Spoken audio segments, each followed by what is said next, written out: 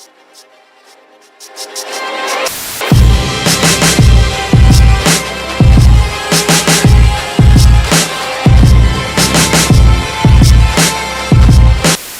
was a few things we wanted to cover that we didn't cover today, but I feel like this was a decent show. What you guys think? How'd y'all feel about the show?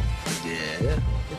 It was probably one of our more subdued shows. I don't think we had a lot of people in the heated chat, moments. Like 13 minutes. Yeah, that your police moment went ham. That sent chills up my spine, bro. Reading that article had me heated, bro. Heated, because as soon as I saw that little boy and that grandma had to watch this dude fall in the house, I was like, that was enough for me. I was like, all right, dude, this is a serious problem. It's a serious problem. Another thing. Go ahead. And I mean, I know this is post show, and I know we're gonna talk about it later, but we really gonna do right by y'all. We're not gonna do this live. We're actually going to legitimately research. We got to pull crime statistics from the FBI, from the city of Columbus. We got to pull penal codes, statutes that are bogus. We got to pull a lot of crime data for y'all, arrest data for y'all, and prison information for y'all to paint the right picture. Because when you talk about defund the police, and it's cool because, again, this is why I like the identity booth, because me and Heero literally argued on the phone for like an hour this morning. First thing this morning, I'm drinking my coffee, arguing with Heero about defund the police. And you know what the cool thing is? Hopefully y'all have noticed about me and Heero, we desperately try to meet in the middle on most of these things. Very rarely can we not be like, okay, I can get with that. Okay, I can get with that. But on this topic, you know, Heero had to explain defund the police to me. He did not mean take all the dollars away from the police and abolish the police. See, and that's the difference. He's not saying abolish the police. He's saying defund them. And what Heero wants to do is there's all this free time they got to not check rape kits, to not actually do real police work, to not actually be out interacting and engaging with the community. They don't even. I was listening to someone talk about back in the old days in Boston. You could not be a police officer in a town that you did not live in. Me and Heero watched this video from this guy in Syracuse, New York. Made a very valid point. Why is it that people, and I'm in Dallas, I'll use Dallas. You know how many Dallas police live in Dallas proper, like the city? Not that many. They live in the surrounding suburbs. Why? Because they don't want to live in the area that they police for fear of somebody recognizing who they are and retaliating. I was like, if you're afraid to be a police officer, you shouldn't be one. Number B, if you got a gun and a taser and 1,000 friends you could call and you still afraid, you shouldn't be a police officer. Number 3, if you can't live in the community in which you police, you shouldn't be a police officer. If you so choose to be a police officer and not live in the area of police, and yet you don't have any personal, real, lasting relationships with small business owners, with notable people in the community, you shouldn't be a freaking police officer. It's just not cool. It's just not cool. There's so much into that topic that goes on, but people talk about then like, okay, what about crimes? But like we got the situation in Florida with the health analyst, this poor white lady, who's literally been the only person compiling all the coronavirus data about the infection rate, the transmission rate, because the department was not properly doing it. DeSantis has made it clear that he is not going to put the coronavirus above profit. He's made it clear. So when she came out and said her stunt, and you know she got fired in May, she did on her own. She continued to propagate this information, and then this past Monday, the police raided her house, not knocked down her door, but drew weapons on a white woman and 2 kids and her husband, and she's guilty of questioning a Trump political appointee. In 2 years, when it's time to vote Rob DeSantis out, this is the shit we need to remember. He is trash. And like people out here, the coronavirus, like right now in the UK, like two of the hardest flexes right now are happening in the world, and it's not even happening in America. One, Australia celebrated their free to party exhibition because they haven't had a case of COVID in this area in 6 months. And the first person at 9 p.m. last night was given the COVID vaccine, a 64-year-old dude in the UK, while the prime minister and everybody applauded on.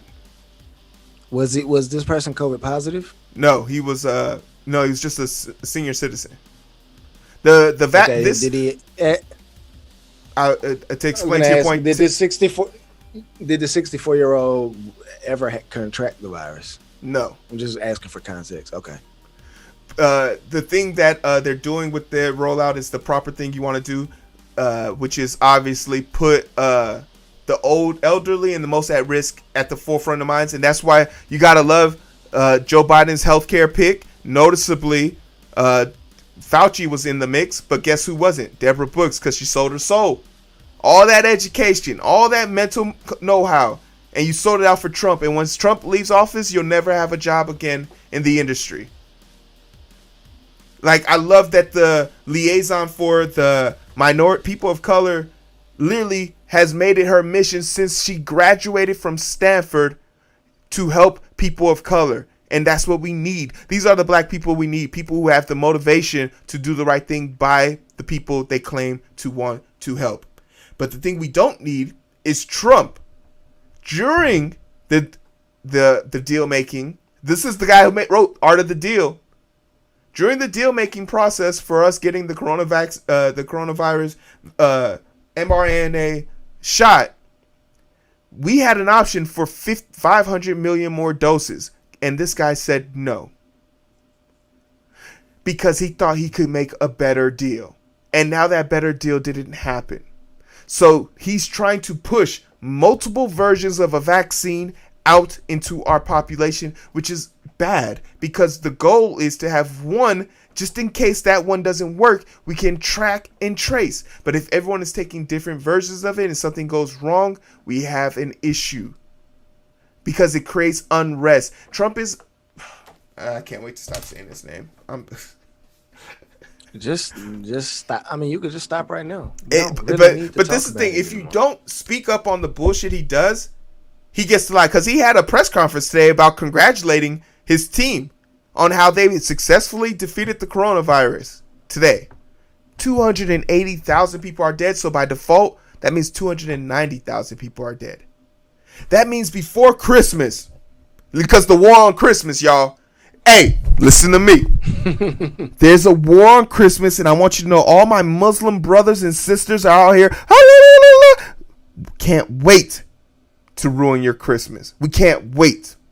By telling you things like happy holiday. By announcing we don't celebrate Christmas because we're Muslim. And making sure we buy all the goddamn coffee from Starbucks with their non-gender conforming anti-holiday bullshit. Because if you were watching Fox News yesterday, they said if we're not going to let the coronavirus ruin Christmas for us. My guy, 300,000 people are on course to die. They love you in the comment section right now. Jesse says, "Happy holidays is hate speech." Hey, Jesse. I used to say Merry Christmas, and I used to be that. No, this is about Christmas, and then I evolved because number one, the Christmas is pagan. I'm not even going into that. Number B. There's other people that celebrate holidays around this time. Certain black people, celebrate Kwanzaa, Umoja, Kuji Chagulia. You know what I'm saying? Hey man, get your Kwanzaa on. Or, people celebrate Hanukkah You know what? I mean, What's the one that you get 7 gifts? yeah, it's 8 gifts. It's Hanukkah. Yeah. I mean, actually, I think it's Hanukkah. They light the candle, and every day you light the candle, the menorah. I'm gonna say a hot take. Christmas is overrated because you only get 1 gift on 1 goddamn day. Get yourself, hey Christmas, get a real holiday. Get yourself 8 gifts. How about that? Hot take. Take it to the mail. Oh wait, it's Kwanzaa. It's Kwanzaa. Chris Mahana Kwanzaa. Mahana Kwanzaa. You know, for me, as a person who doesn't, Ramadan is our version of Christmas. So even then, and I have Christmas. Ramadan's more like Lent. Yeah, I would say. Well, the end of It's Ramadan. exactly, the end of Ramadan is Christmas for us, because that's literally when you get to go back and do all things you want to do to be a bad person again. So it's just crazy to me. I don't know where this energy comes from. There's a lot of people watching, but not too many people commenting. I see you, because this thing shows me like where people are watching, and it's crazy. I have 10 people watching, 3 on Facebook, 5 on YouTube, 1 on Twitch. Whoever that person is on Twitch. Yo, Keisha says, I want a Huey Freeman Christie story. Ninjas and ish. Grandpa ain't gonna allow that, and neither is Uncle Ruckus. Man, Uncle Ruckus, man, he was my favorite character on there. That guy was a headache and a half. But I don't know. Thugnificent. Thugnificent was hilarious to me. I didn't like what they did with his character arc after that, but Thugnificence was hilarious to me. Who was another funny person on there at Boondocks for me? The 2 white boys. CeeLo Green's character, the pimp. Oh yeah, that's Charlie Murphy and Samuel L. They were the white guys. Yeah, they played the white guy's voice. I knew I recognized that voice. You could tell there's something mystifying. Stink meaner. Yeah. Stink meaner. Yeah. That was another one. What was CeeLo Green's character name? The pimp. The pimp named Slickback. Making fun of Al Sharpton. Pimp not a pimp named Slickback. Not a pimp named Slickback. That was funny, but no, there was it was the other guy. He was a politician. It was CeeLo Green's voice. Yeah, and it was the Wexler, the Wexler family brothers. Was their name? I don't know. It was Jim Remy was Samuel L's guy, and then Wexler. Yeah, CeeLo Green played. Okay. I don't see. This is how you know I don't know enough about Boondocks. The original Boondocks when Aaron McGruder was writing. Yeah, I didn't watch season 4 because he was not there. He did not participate, and I just refused. So. And then if I'm not getting vintage Regina King, I'm not doing it. Shout out to my boy James coming back. Heard me call out for some people. I was trying to figure out who was watching that, but you're absolutely right. There's a lot to be said. I remember when so I plan on publishing the chapter 8 of the comic book this Friday. And I just finished a hard script on it, but I'm just doing my writing review on it. And I was just thinking back as I was around, man, these dudes actually tried to give me a whole contract on this shit. No, Pump was Cat. CeeLo was Pimp. The Pimp was Cat Williams. CeeLo Green was the pastor, but I forget the character's name in the show. Oh, okay. Regina King was fire in Watchmen. I love that thing. I like Regina King. She went from Friday to the Watchmen to the Boondocks characters. I was about it. Yeah. And there's another one, too. Her name's Cat Williams. She was the voice actor of April O'Neil in the Teenage Mutant Ninja Turtles cartoon. I had to look her up. Yeah. Her voice acting is so amazing. Just like for Goku in Japan, the voice actor is an old Chinese woman. I just love how women have the vocal cords to just make some of the best character voices in the comic and cartoon world. But I really do love Regina because I didn't know that she voiced the twins. But it just reminds me of the time when the cartoon Adult Swim hit me up and was like, "Hey, bro, we like your comic book. Me and some of the producers from the Boondocks are looking at it. When do you think this will be done?" And I was like, "Hey, man, get off my fucking DMs." And then they sent me a picture of my comic book posted up on their big screen projector with 3 of them in a boardroom. Like, no, seriously, we just finished reading the whole damn thing in one sitting. Hey, what up, Just? Hey, Just. But anyway, I'm finishing the comic book up. But hey, Just, I figured out why I've been playing Scrap on Call of Duty lately. I've been playing Scrap on Call of Duty lately. And the reason is because I'm not streaming. The reason why I don't play well is because I don't have my camera, my people in front of me to watch me play. And even though when I play, no one's ever watching me. But the 2 nights that I haven't streamed, I've done poorly. To the extent where I have mislocated myself on the map. I haven't made proper callouts, and I apologize for that. Just, you guys deserve a better version of Heero, and tonight at 9, you guys are gonna get it. Yeah, man. Oh boy, you're talking about Keisha. Keisha says because our voices don't crack like Tara Strong. She's great, dude. I would love to do like animated voices. I think I would be an absolute fool. Eric, I'll probably make you a teacher in the comic book if I had to. Bro, it would be. I could do a bunch of voices, and I can throw my voice. I really could, and do some. Or would you want to be the villain? Different. Would you want to be X? Do you have a sinister growl? A sinister growl? Like, what do you mean? Like X is he's like an X. He's ex-military, special force interrogation. So yeah. I like the thing, but you want to know something that is unique to him? He is of Jamaican descent, so you need a Rasta. Oh no, I don't. My little brother could do it, but he has like a super proper voice. He changes it up really well. No, he doesn't. No, my brother does. He can be hood, but my brother just his natural talking voice is super proper, and then he is so heavy. Yeah, and he's so stoic. Like he'd actually be really, really do good. A Shredder voice. And he actually Jesse says do Shredder's voice. I don't know. You talking about Master Shredder? I don't remember what his voice sounded like. You talking about Uncle Phil Shredder? Because that shit was hilarious. Oroku Saki. Uncle Phil Shredder was hilarious. Do I have a sinister growl? No, I don't have. I don't think I have a sinister growl. I have a very hyena-ish laugh. I do, but I love hyenas, so that makes sense. Keisha would make a great. Keisha's voice would be great for Key Clanget in the show. Who would be Zemi? Nafi has a good voice for Zemi, but to be honest, the voice I really want for Zemi would probably be after hearing April O'Neil's voice, Cat Williams would be a good one. What about your girl Ayla? Ayla would probably make a good would be Valor's girlfriend, Jasmine. Oh yeah, that would be a good one for Valor. Valor doesn't talk much, but I don't know like whose voice I would want him to have like this like. He would sound like a bro, but he'd be chill.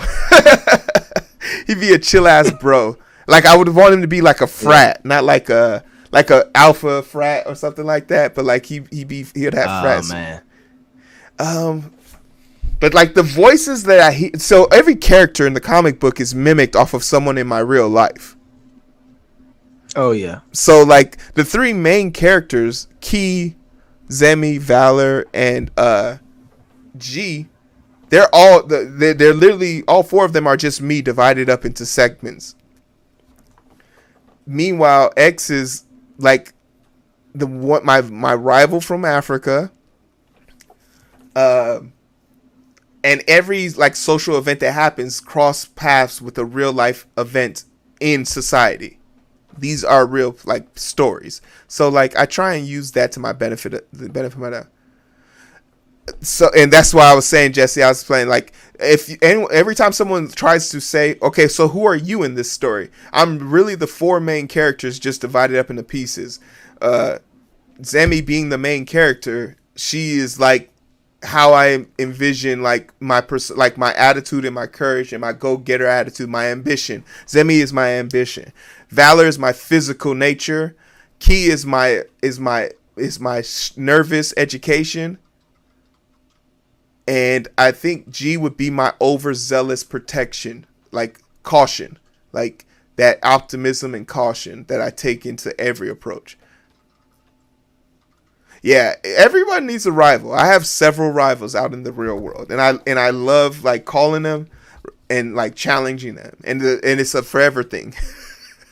You keep your rivals, like good rivals, like Raymond Weber, the receiver from my team in college. He was my rival, man. He was my rival. The goal was to see how many NFL teams would come, like between me and him, who would get the most calls.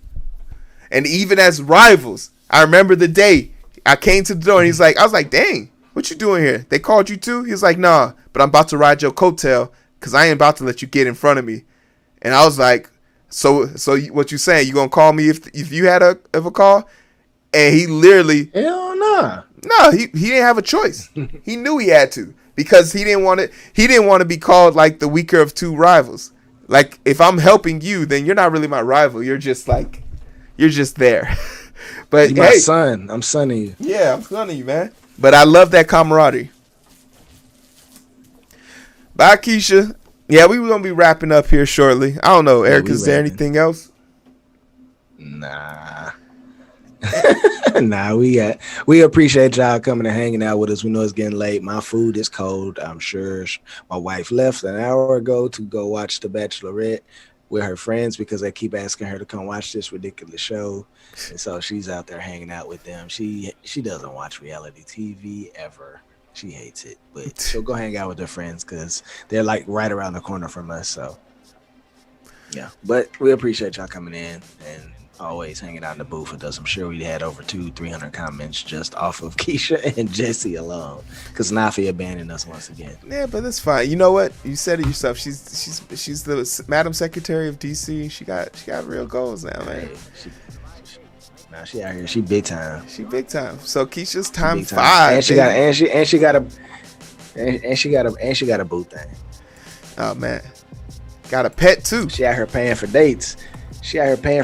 I was like, man, where was you when I was single? Now, if never Nafi, happened to me. Hey, I wish I could find somebody to pay for a date meal for me, man. Actually, I know a lot of women now pay dates for me. Cam paid my date, paid for my our first date. Yeah. It wasn't really a date. She took me out as a friend, but she did pay. She was the first woman to ever pay for a meal for me. Is the stream still up? Yes. Are you deucing out? We can deuce out. Oh yeah, we done. All right, y'all take care. By the way, did you get those tracks I sent you? I dumped them in the identity booth folder. Yeah, I just haven't opened them. Did you listen? Yeah, I haven't listened to them all yet. But yeah, James, I'm gonna be streaming tonight on duty. I'll stream tonight for probably an hour, but I'll hop on. But we're going offline. I'll catch up with you guys later. Thanks for joining us.